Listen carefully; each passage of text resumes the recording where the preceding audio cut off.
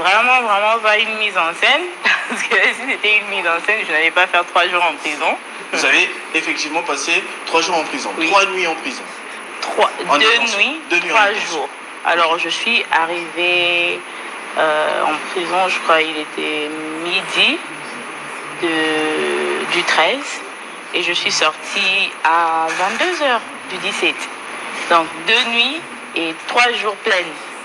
Donc, votre anniversaire en prison? Ouais, j'ai fêté avec des soldats. Ils étaient gentils avec vous? Au début, il y avait un peu de nini, mais vers la fin, tout le monde va master. Qu'est-ce qui s'est passé? Au fait, on doit reprendre dès les débuts pour que les gens comprennent bien. Quand je vivais encore à Kinshasa, je fréquentais un restaurant avec mon fils où il y avait un frère qui travaillait là-bas. Et vu qu'on partait là-bas quand même beaucoup, on avait quand même développé une relation, je peux même dire une amitié avec le monsieur. Je vais éviter de dire son nom sur l'émission. On est resté en contact et même quand j'étais rentrée aux États-Unis, on s'écrivait de temps en temps sur Instagram, ça va, comment ton évolution, nanani, nanana. Et quand j'étais descendue à Kinshasa, on s'est croisés à l'INRB à l'aéroport. C'est là où il travaillait à l'époque. J'aurais appris qu'il ne travaille plus là-bas. Maintenant, après tout ce qui s'est passé là, mais il travaille à l'INRB. Et au fait, vu que j'étais en masque, lui aussi en masque, moi je ne l'avais pas reconnu. Lui maintenant m'avait reconnu, mais il n'y avait pas moyen qu'il me parle parce qu'il est en train de travailler. Et c'est comme ça qu'il m'écrira sur Instagram pour me dire « Ah non, on s'est croisés, tu ne m'as même pas salué et tout. » Je dis « Non, je ne t'ai pas reconnu avec le masque, mais on est ensemble et tout. » Et il m'a écrit, il m'a dit « Non, maintenant je travaille à l'INRB, c'est moi qui organise un peu les tests Covid des gens et tout ça, tout ça. » Et ça, c'était quand je venais d'arriver. Je crois que je suis arrivée à Kinshasa vers le 17 ou le 18 septembre. Alors, je devais voyager pour l'Afrique du Sud le 13 octobre, un jour avant mon anniversaire, et c'était vraiment un voyage brusque. Il y avait un investisseur en Afrique du Sud qui voulait me rencontrer. On avait déjà discuté et tout. Je devais juste descendre en Afrique du Sud pour signer le contrat et puis rentrer à Kinshasa. Alors, vu que le billet a été acheté à la veille, tout s'est fait vraiment à la veille, j'ai écrit au monsieur, j'ai dit « Oh non, tu peux me prendre un rendez-vous pour un test Covid express. » J'aurais appris qu'ici, on n'a pas besoin de rendez-vous pour un test Covid, mais aux États-Unis, ce n'est pas le cas. Aux États-Unis, tu ne peux pas seulement entrer dans un clinique et tu demandes un test Covid et c'est available comme ça. Non, tu dois prendre un rendez-vous 3-4 jours en avance. Et je croyais que c'était pareil ici. Et je lui ai demandé de me prendre un rendez-vous pour qu'on me fasse le test Covid très tôt le matin. Et je voulais qu'on fasse le test Covid vers 8h, que j'ai mes résultats vers 10h, parce que mon vol était un vol de 14h.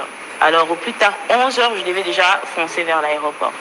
Et c'est comme ça qu'il m'a dit, il n'y en a pas de problème, si tu peux m'envoyer ton identité, tu peux me scanner ton passeport, comme ça j'aurai ça déjà pour l'enregistrement de ton test. J'ai dit ok, il n'y a pas de problème, je trouvais ça normal. J'ai vu il y a des gens qui ont parlé un peu mais pourquoi tu as donné ton identité, pourquoi tu as donné ton passeport. Pour ceux qui ne savent pas, c'est quand même quelque chose d'assez normal. Même si quelqu'un veut t'acheter un billet, tu dois envoyer ton passeport, tu dois envoyer ton identité. Il y a même d'autres transferts. Si tu veux qu'on t'envoie l'argent, tu dois envoyer ton identité. Donc il y a des circonstances où tu devras envoyer ton identité. Et lui, il m'a dit que je l'envoie mon identité pour qu'il me fasse l'enregistrement. Comme ça, le matin, moi j'arrive et qu'on me fasse directement seulement le test Covid. Je ne serai pas obligée d'arriver là-bas comme ça, remplir des fiches et tout ça, tout ça. Moi j'arrive, ça n'y a qu'un test et moi je passe à autre chose. Et je lui ai dit ok, il n'y a pas de problème. Je lui ai envoyé mon passeport. Et heureusement que tout ça, ça s'est passé dans des écrits, hein, je ne sais pas, les appels, alors j'ai toutes les preuves à l'appui. Le matin maintenant, il m'écrira pour me demander si je suis où. C'est comme ça que je lui ai dit que je suis logée à l'hôtel du Fleuve. Il m'a dit ok, le médecin viendra à l'hôtel du Fleuve pour te faire le prélèvement. Et on va rentrer avec ton prélèvement et pour faire le test aux cliniques. Dès que les résultats vont sortir, on te ramènera tes résultats à l'hôtel. Je trouvais normal. Ok, il n'y a pas de problème. Et ça, c'était vers 7 heures du matin qu'il m'avait écrit. Vers 8 heures, je l'ai appelé parce que j'ai vu qu'il a un peu traîné. C'est comme ça qu'il me dira qu'il n'y a pas moyen que le médecin se déplace parce que le clinique est full. Alors, si toi, tu peux venir sur place, ça serait mieux. J'ai dit, ok, il n'y a pas de problème. Il a dit, je ne préfère pas que tu viennes seul parce que place est au Memao. Comme ça, ça passe un peu plus rapidement. Et c'est comme ça qu'il viendra à l'hôtel, là où j'étais. On est entré dans la voiture et on a foncé vers le clinique Mpungwe. C'était pas au siège de l'INRB? Non, c'était pas au siège de l'INRB, c'était pas non plus à l'aéroport. Parce que j'aurais entendu des versions que non, on m'a arrêté à l'aéroport, que ça s'est fait là-bas. Je n'étais même pas arrivée à l'aéroport, j'étais en ville, au clinique Mpungwe qui est non loin, je crois, de l'hôtel Memling. Alors, arrivé sur place, il m'a dit, il y a des étages, au premier étage, il y avait des gens qui remplissaient des fiches et tout. Lui, il me dira que non, toi, ta fiche est déjà remplie. Tu montes directement au-dessus, comme ça, on va te prélever, whatever, et on va faire ton test.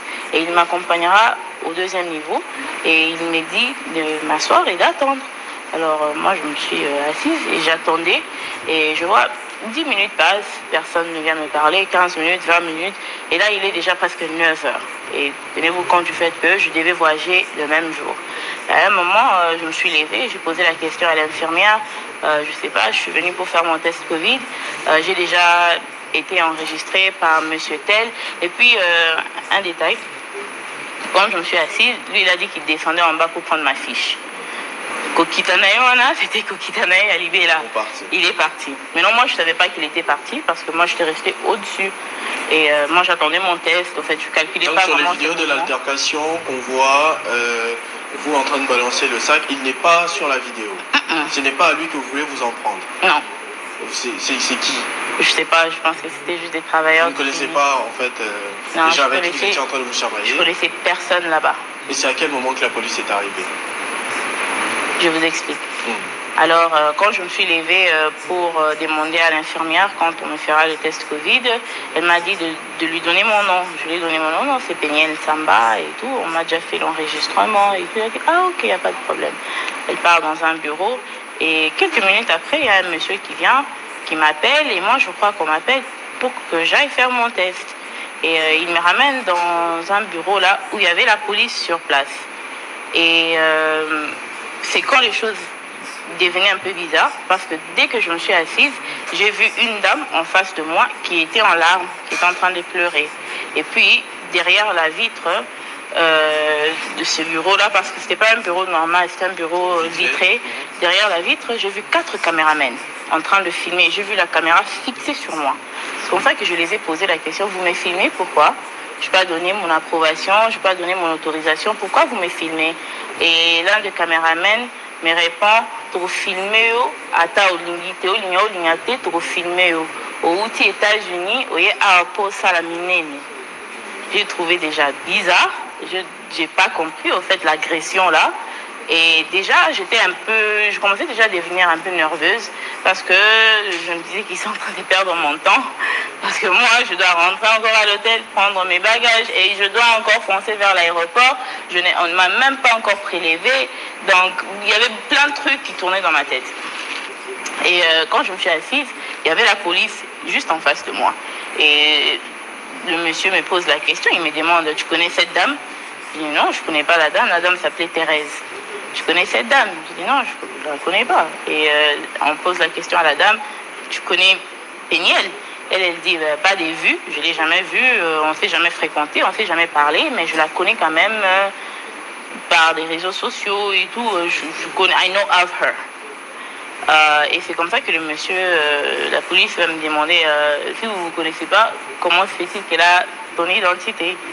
Donc si je comprends bien, le monsieur, le bienveillant que vous connaissiez depuis l'époque, depuis très longtemps, quand vous étiez encore à Kinshasa, a voulu vous faciliter la tâche sans demander votre avis, c'est-à-dire à emmener quelqu'un pour que l'on prélève cette personne-là et qu'on utilise son prélèvement comme les résultats de votre test PCR.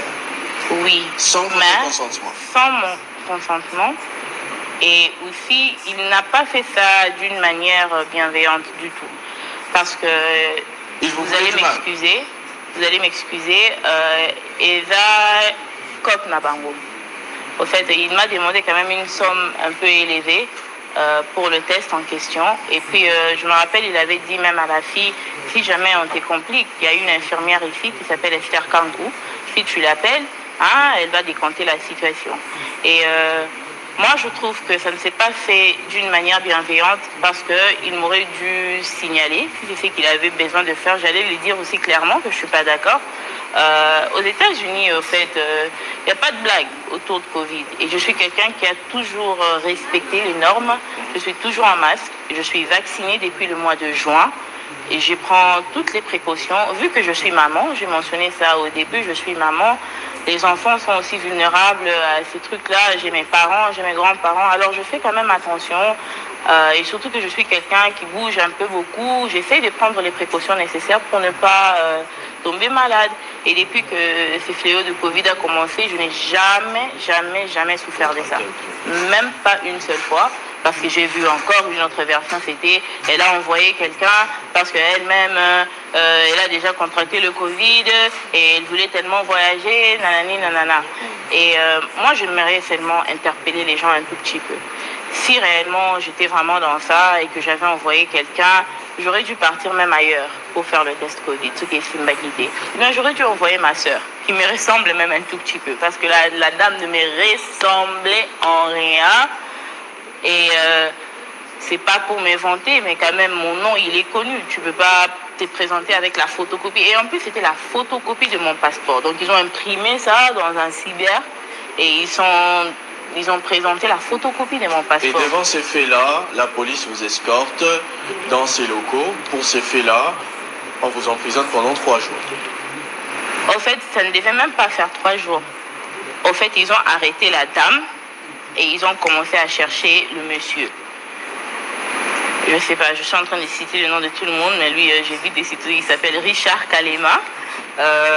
Ils étaient en train de chercher Richard et ils avaient arrêté, comment elle s'appelle encore la dame? Thérèse, ouais.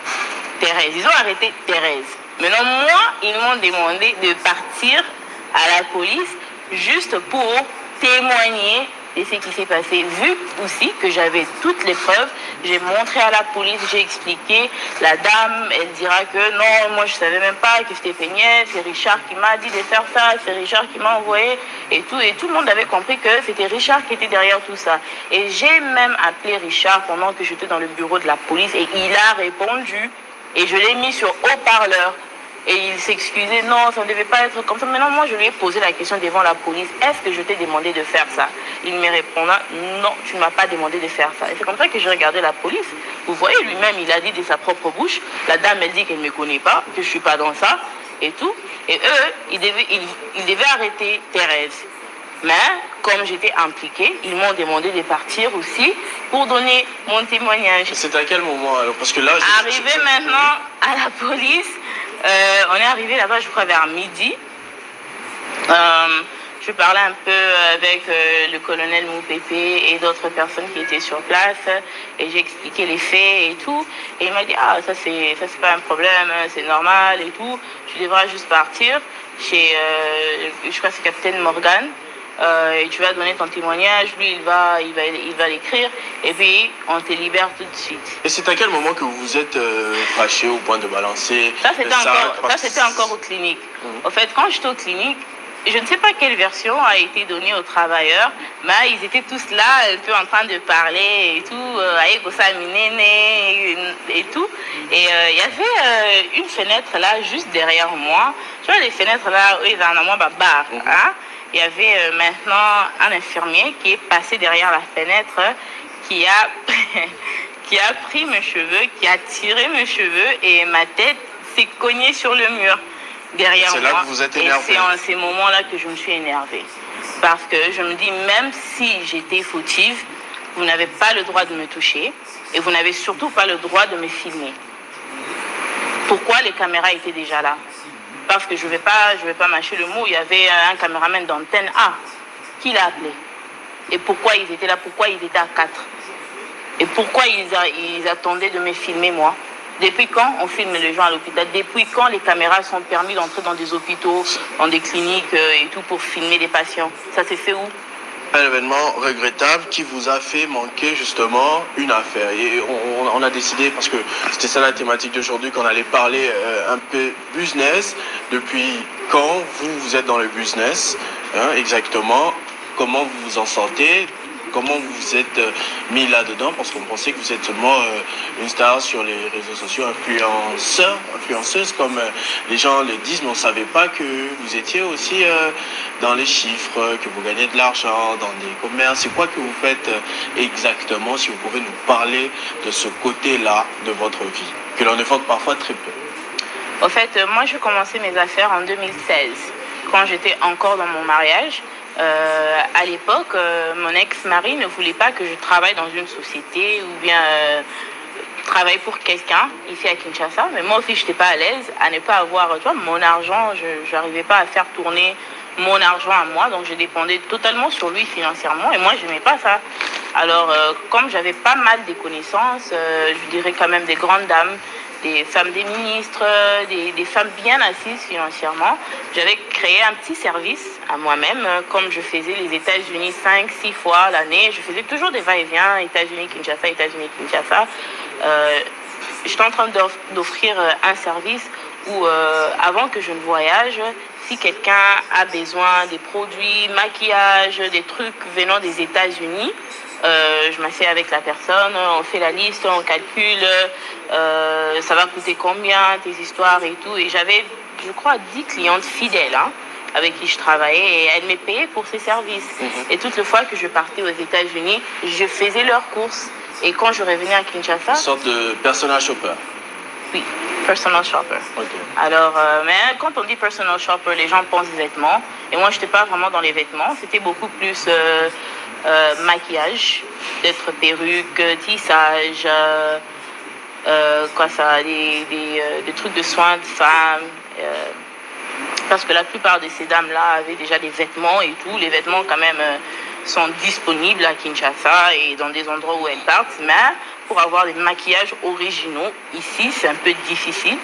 Et c'est comme ça que j'ai commencé ces business-là en 2016. C'est quand je me suis lancée un peu dans le business. Mais comme ce n'était pas encore public, et aussi un détail que les gens ne connaissent pas, en 2016, moi, je n'étais même pas sur les réseaux sociaux. Moi, je créais mon compte Instagram en 2017. De 2017 à 2021, vous avez récolté 200 000 abonnés déjà. Ouais. La vie de Péniel intéresse tant les gens? Apparemment. Hein. Donc, pourquoi à votre avis? D'abord, je pense que mon ancien mariage, c'était un mariage que beaucoup de personnes suivaient. J'étais mariée quand même à une vedette, une personne connue. Déjà, ça, c'était vraiment ça la base, la grande base du following. Je peux dire que j'ai gagné déjà j'avais gagné peut-être 50 à 60 000 abonnés grâce à ça seulement.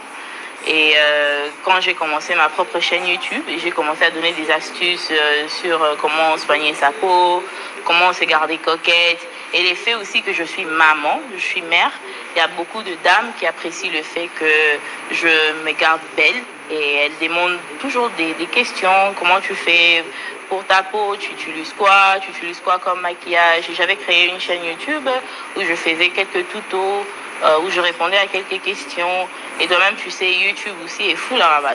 Alors, quand j'ai créé ma chaîne YouTube, c'est par là que j'ai gagné aussi un grand following. Et une autre chose qui a fait que le following augmente encore, c'est les divorces.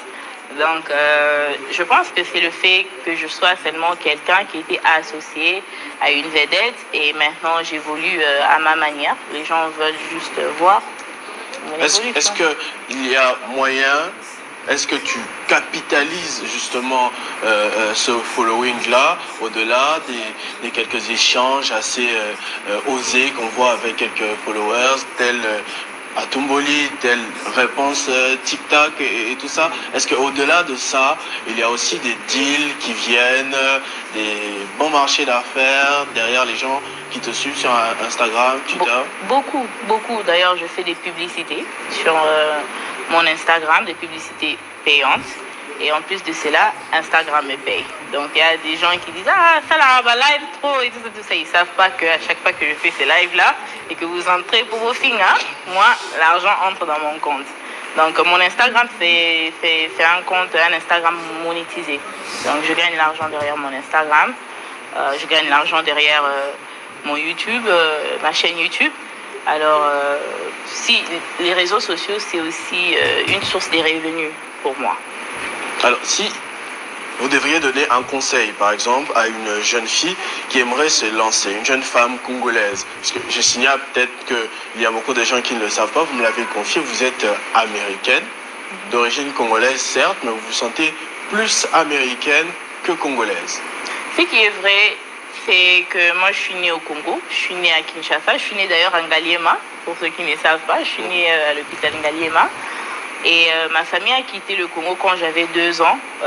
Ma famille a quitté le Congo quand c'était encore Zaïre. Donc vous pouvez quand même avoir une idée.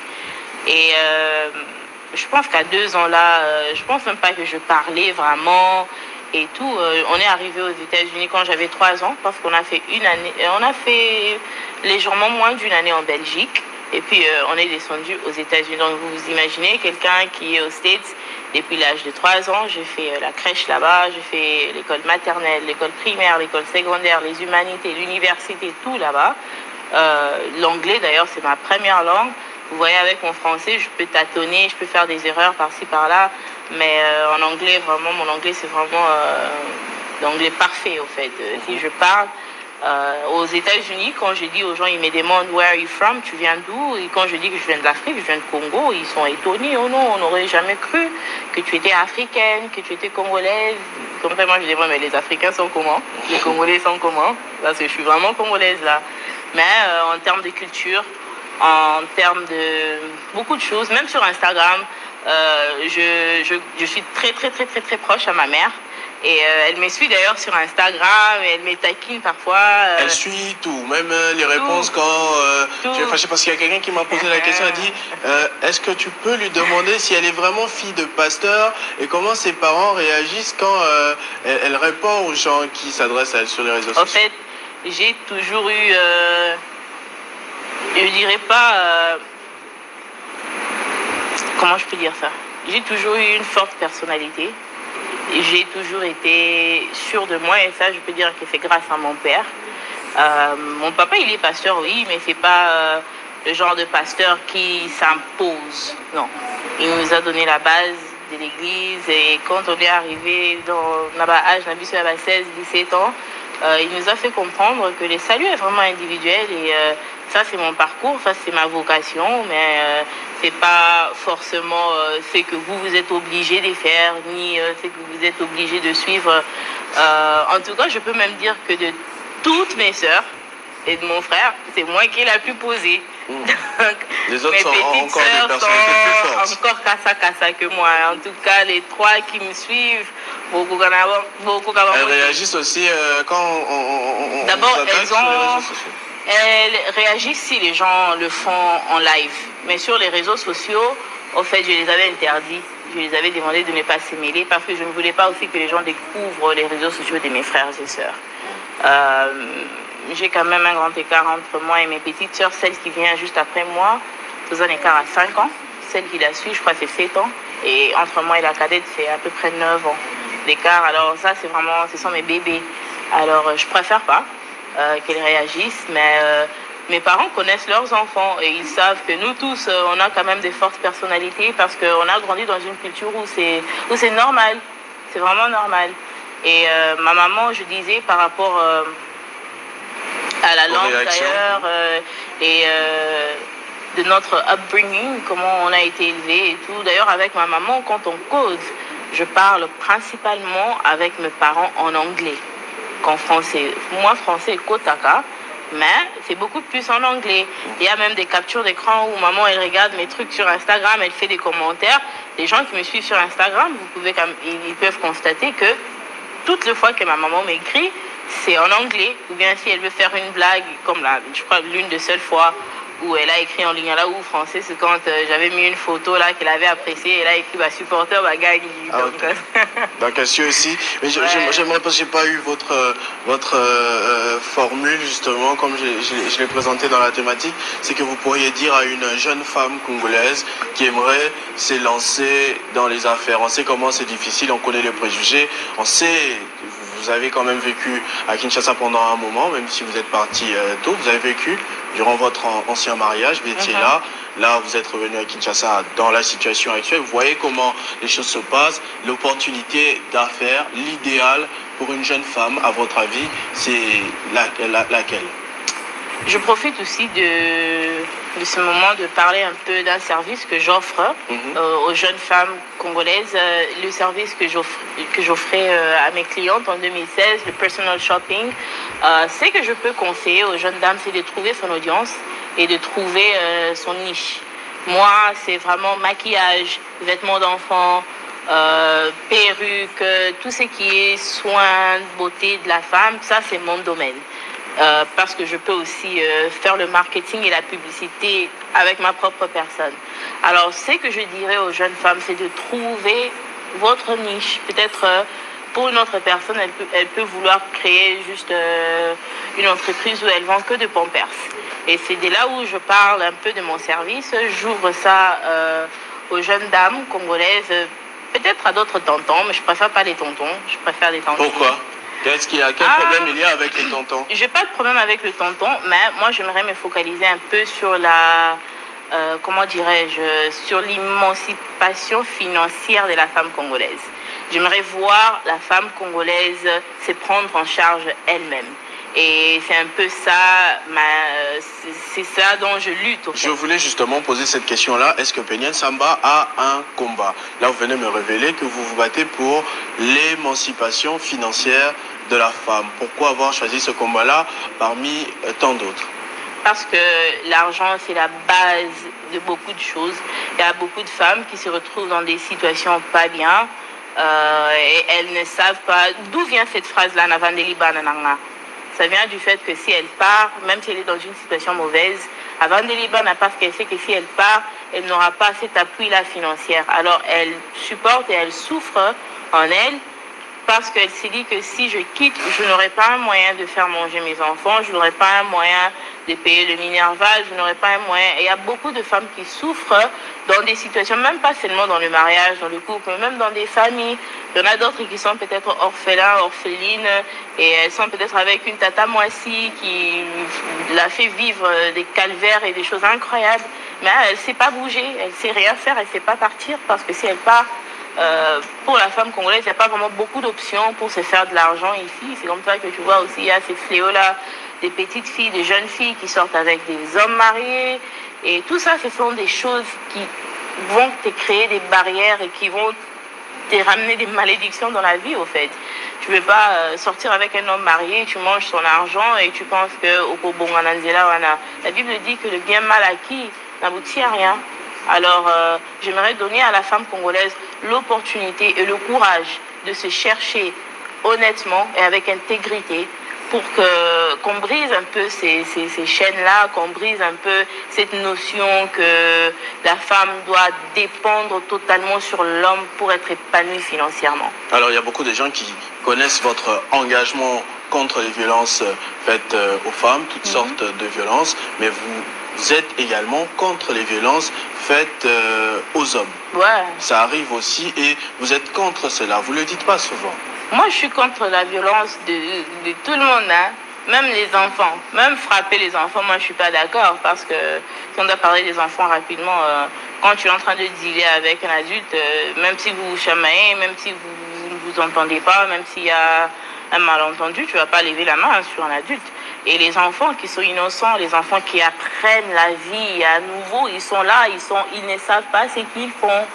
Il y a un moyen de communiquer une bonne éducation à l'enfant sans frapper. Alors moi, je ne suis pas dans la violence du tout.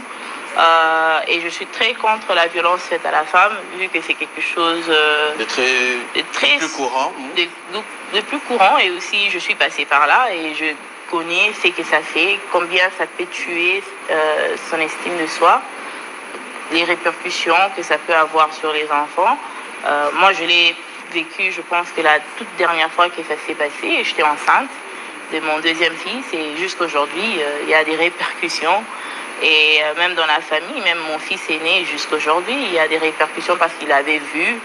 Et c'est quelque chose de pas bien, mais aussi la violence conjugale n'est pas seulement frapper. Il y a beaucoup de manières qu'on peut parler de la violence conjugale et c'est là où on entre aussi dans le domaine des hommes aussi. Une femme n'aura peut-être pas la facilité de lever la main sur son mari, mais ça ne veut pas dire qu'une femme ne peut pas violenter son mari d'autres manières, peut-être en parlant, en disant des choses pas bien. Moi, j'ai déjà assisté à une scène où j'étais vraiment, vraiment choquée. Il y a un monsieur que je connais très bien, et je dirais c'est un mari bien, un mari excellent, hein, un papa responsable bien, et il a eu des problèmes avec sa femme et ils se sont chamaillés en ma présence et la femme lui dira Batang amibali, batang apeyo. J'ai vu comment ça l'a piqué, j'ai vu comment ça l'a touché et l'homme c'est l'ego. Et quand tu fais l'effort de détruire cet ego-là, c'est un peu pareil à quelqu'un qui lève la main sur une femme. C'est des traumatismes. Et moi, je suis contre ça de tous les deux côtés, que ce soit la femme, que ce soit l'homme. Donc, dans le couple, les problèmes ne manquent pas. Mais si réellement tu te dis que tu aimes quelqu'un, tu ne peux pas te mettre à dire ou à faire des choses expressement que tu sais feront mal à ton conjoint. Que ce soit la violence physique, que ce soit la violence mentale, verbale. Voilà, merci. Et c'est un très bon message. J'aimerais entrer un tout petit peu dans les divers parce qu'on est en train de terminer. Est-ce que vous savez que vous êtes très suivi par le public congolais? Vous avez énormément de fans. Vous suivez également l'actualité. Par exemple, j'étais en train de m'imaginer, est-il possible qu'un jour Beniel Samba puisse se présenter comme candidat député national ou candidat président de la République ou je ne sais pas moi quoi, essayer de faire de la politique par exemple? Déjà, la double nationalité au Congo n'est pas permis et moi j'ai un passeport américain et je ne dénoncerai pas ma nationalité américaine pour avoir un passeport congolais, désolé. À choisir entre la nationalité congolaise ou américaine? Je préfère mon passeport américain. En tout cas, ça me facilite beaucoup de choses, beaucoup de voyages. Et on doit se le dire, les États-Unis, c'est des lois plus avancées que le Congo.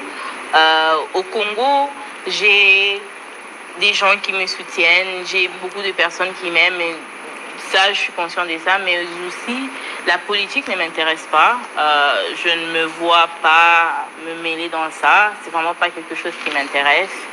Je me dis que tu peux faire ton impact dans d'autres domaines et moi je compte le faire dans l'entrepreneuriat et dans la philanthropie.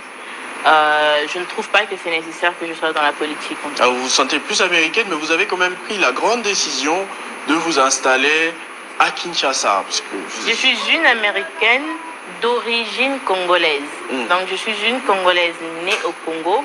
Le sang qui coule dans mes veines, c'est le sang congolais. Et je peux dire que je suis un hybrid de quelque sorte. Ouais. Donc, je comprends le Congo, j'aime le Congo. Il y a beaucoup de bénéfices aussi de vivre au Congo. Justement, j'allais poser la question au moment où les gens se tuent, les gens jouent à des loteries, les gens vont en mission de service et fuient aux États-Unis. Pourquoi vous quittez le pays, la plus grande puissance mondiale, le pays de l'oncle Sam, le rêve américain, tout ce qu'on veut, pour venir vous installer à Kinshasa? Et qu'est-ce qui motive cette décision? Je pense que l'une des raisons, c'est le fait que j'ai cette facilité de bouger, rentrer comme je veux. Alors, je suis venue aussi tenter le business ici. Avec le following que j'ai, le nom que j'ai au Congo, c'est pas le nom que j'ai aux États-Unis. Aux États-Unis, moi, je suis pas connue, hein. Je suis pas personnage public là-bas, c'est au Congo que je suis ça. Et quand j'ai lancé ma compagnie de shapewear, de Sleepgen, j'ai commencé ça aux States. Donc j'ai lancé ça en juin 2021, donc j'ai commencé ça en ligne et j'ai voulu voir un peu la réaction des gens, s'ils allaient apprécier et tout. Et j'ai vu que les gens ont vraiment apprécié. Et il y avait pas mal de personnes au Congo qui me contactaient, qui me demandaient aussi le produit. Et quand j'ai regardé les frais d'envoi des States, Congo, c'était même plus élevé que même le prix du produit. Et je n'allais vraiment pas gagner. J'allais d'ailleurs beaucoup perdre si je le faisais de cette manière. Et c'est un peu à cause de cela. Ce que les gens doivent comprendre, c'est qu'aux États-Unis, les gens chôment difficilement, oui, parce qu'il y a du travail partout, mais il y a un système qui ne permet pas vraiment aux gens d'être épanouis financièrement. Il y a les riches, les très riches, qui restent riches. Il y a les gens normaux qui restent normaux, et la plupart des pauvres restent pauvres s'ils n'ont pas une chance qui tombe du ciel. Et pourtant, au Congo, ce n'est pas le cas. Au Congo, avec une seule rencontre, au Congo, avec un seul appel, au Congo, avec une seule connaissance, tu peux aller de 0 à 100. Et moi, j'ai vu ça, il y a vraiment beaucoup de potentiel au Congo. Et j'aimerais venir et profiter de ça. Et comme je disais, j'ai cette facilité-là de bouger comme je veux. Dallas, Kinshasa. Oui, alors je me dis, ce qui est Simbité, je peux toujours rentrer. Mais ce qui est Simbi. Votre business que vous allez lancer, notamment officiellement, parce que ça, c'est vrai que ça s'achète déjà, ça avait commencé depuis longtemps, mais il y aura un événement officiel au mois de février 2022. Ouais, le 12 février 2022 à l'Hôtel du Fleuve, ça sera l'exposition, la présentation officielle de ma marque ici à Kinshasa, et c'est par là qu'on commencera vraiment la vente de mes produits. On va commencer à Kinshasa, l'événement sera à Kinshasa, et puis de Kinshasa, on va cibler les provinces, notamment Goma, ma province préférée au Congo. En tout cas, moi, j'adore les Gomatraciens et j'aime bien la ville et tout. Donc, j'ai vraiment hâte de visiter encore. On va finir probablement par là parce qu'on a aussi entendu des histoires sur Goma. On a entendu des histoires sur Goma. Qu'est-ce qui s'est passé? Péniel a escroqué de l'argent, a récolté de l'argent, puis escroqué, puis on a vu des photos. C'était un peu le flou. On ne sait pas exactement ce qui s'est passé. Qu'est-ce qui s'est passé à Goma, très rapidement? J'ai lancé une cagnotte sur ma page Instagram, juste après Nirangongo, et j'ai incité un peu à la diaspora congolaise et à d'autres Congolais, d'autres personnes aussi qui étaient touchées par l'éruption du volcan. On faisait une petite récolte pour ramener le fonds à Goma pour assister les sinistrés. Alors, vu que moi, je n'avais pas le programme de descendre à Goma, c'était pas ça le plan original. Je n'avais pas ça en tête. Je suis entrée en contact avec la lucha parce que j'avais quand même entendu parler un tout petit peu de la lucha et j'ai lu, apparemment c'était des militants congolais qui luttaient pour, les changements. Lutte pour le changement, justement. Et ils sont notamment basés à Goma. Je me suis dit, ah ok, alors ils doivent normalement être crédibles. Alors c'est à eux qu'on va transférer l'argent. Et quand j'ai écrit à la cagnotte GoFundMe parce qu'ils demandent, au fait, les fonds iront où, ça sert à quoi et tout. Et j'ai répondu que ça ira à la lucha. Et ils m'ont demandé le tax ID, le numéro d'enregistrement de la lucha. Parce qu'aux États-Unis, il faut vraiment être droit. Surtout, on sait qu'il s'agit de l'argent, les ONG et tout. J'ai contacté le monsieur de la lucha et je lui ai demandé son numéro d'enregistrement. Et c'est comme ça qu'il me dira qu'ils n'ont pas de numéro d'enregistrement. Déjà, ça c'était le premier red flag. Comment ça, vous travaillez pendant des années, vous n'êtes pas enregistré, vous n'êtes pas reconnu par l'État pour le travail que vous faites. J'ai déjà trouvé ça un peu bizarre. Alors, comme GoFundMe, quand j'étais rentrée vers eux, je les ai expliqué que la lucha n'a pas, au fait, de tax ID, mais l'argent n'est pas pour la lucha. L'argent, c'est pour les sinistrés des Goma.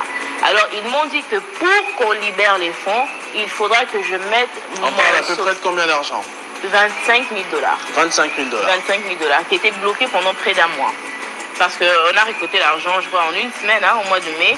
L'argent a été libéré vers mi-fin juin, quelque chose comme ça. Alors, ils m'ont dit, comme la lucha n'a pas de tax ID, c'est toi qu'on demandera le social, ton numéro de social et tout ça. Et ils m'ont dit que il faudra nous ramener aussi les preuves les factures, de ce que vous avez fait avec l'argent. J'ai dit, ok, il n'y a pas de problème. Quand j'ai contacté la lucha, je les ai dit, regardez, comme ça n'a pas marché avec vous, moi j'ai mis au fait my social security number et c'est moi au fait si quelque chose ne marche pas correctement, c'est moi qui rentre en prison pour du fraude. Alors je les ai demandé quand même, soyons corrects et tout.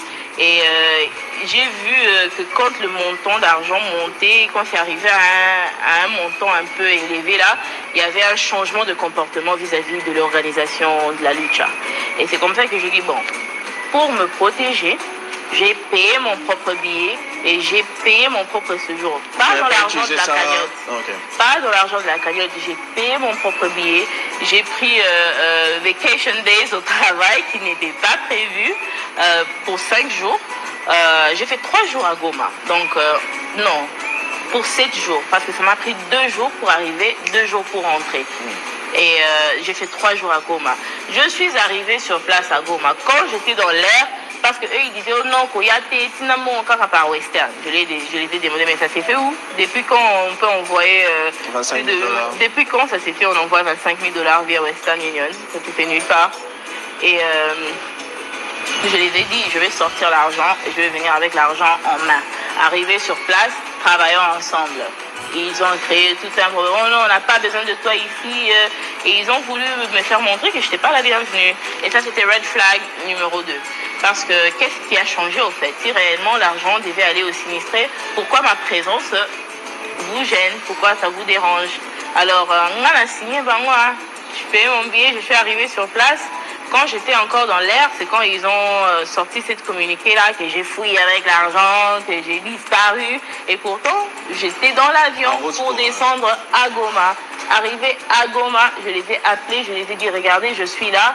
Et tout travaillant, ils ont complètement refusé. Ils ont créé tout ce qu'ils ont créé là sur des réseaux sociaux. C'était vraiment une bêtise. Et je n'ai pas calculé au fait. Je me suis dit, il y a des gens qui vivent des choses incroyables ici et nous on est là en train de discuter sur des futilités, sur l'argent qui ne nous appartient même pas. Donc c'est pas mon argent, c'est pas l'argent de la lucha, c'était l'argent des Goma trafiants. Parce que, au fait, cet argent a été bien redistribué aux Goma trafiants, avec les photos, avec les factures, pas de problème avec vos familles. Rien du tout. Tout a été fait correctement.